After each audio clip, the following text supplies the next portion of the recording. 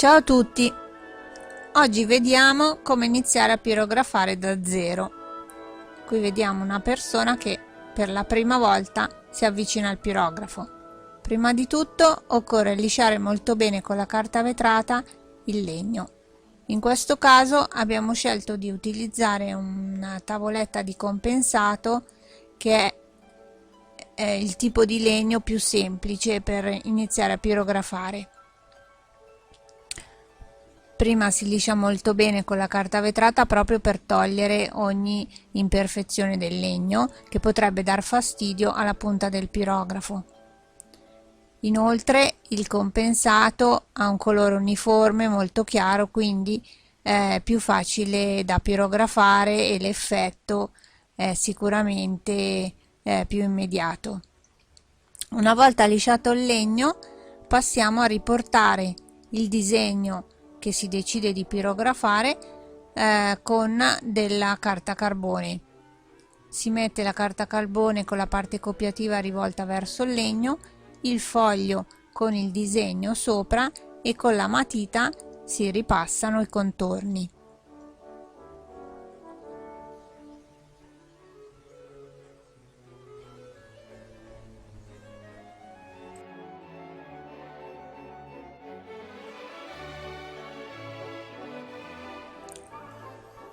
Una volta riportato il disegno si può iniziare a pirografare. Ci vuole un po' di pazienza perché bisogna stare attenti a segnare tutti i particolari. Il foglio di carta è stato attaccato con un pezzettino di nastro adesivo proprio per non rischiare di spostare il disegno mentre si sta ripassando con la matita.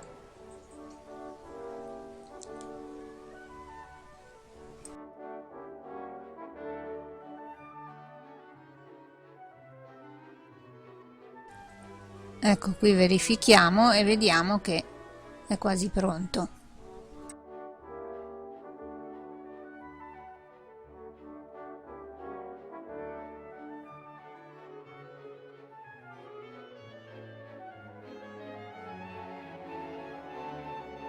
Una volta fatto il disegno si può togliere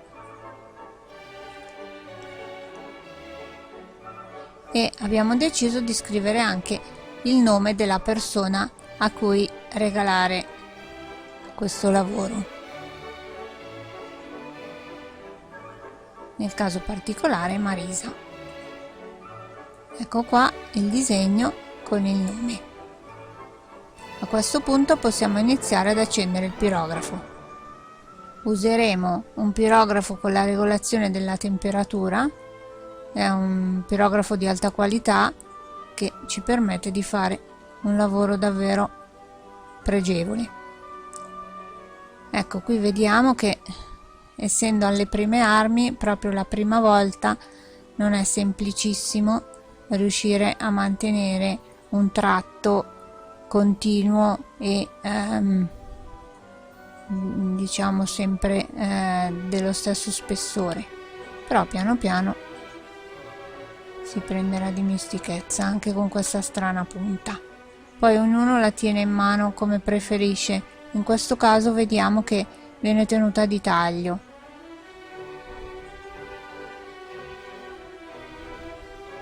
Il tratto non è sempre continuo perché non è semplicissimo utilizzare questo strumento, bisogna fare un po' di esercizio.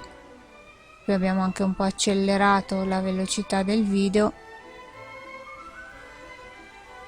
però alla fine vedremo che il risultato ha qualche punto un po' di difficoltà.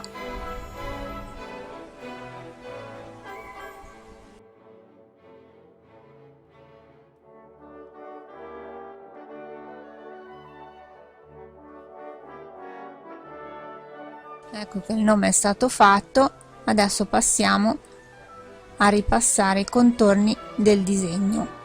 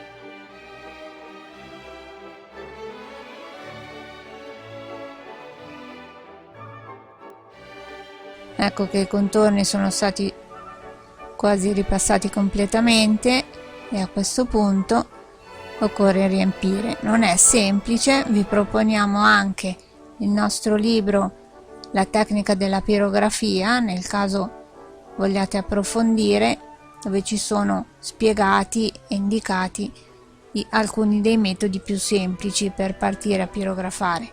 Questo è il risultato finale. Come si può vedere abbiamo fatto qualche sfumatura, abbiamo cercato di riempire con un tratto più leggero, e per essere la prima volta direi che è un buon risultato. Grazie a tutti per l'attenzione. Se siete interessati alla pirografia e se siete alle prime armi, potete visitare il sito elettronicadidattica.com e vedere tutti i nostri tutorial sul canale Elettronica Didattica. Iscrivetevi,